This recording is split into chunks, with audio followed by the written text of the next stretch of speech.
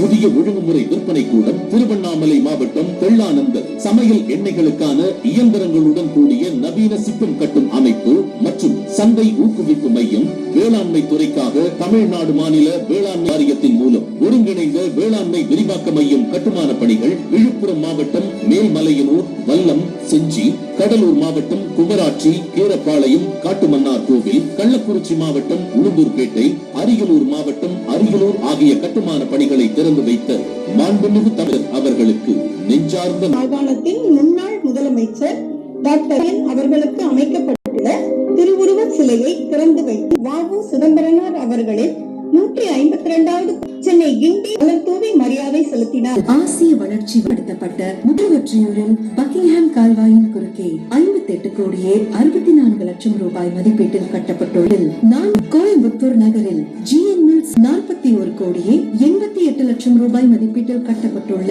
4 வழி தடச்சாலை மேம்பாலம்.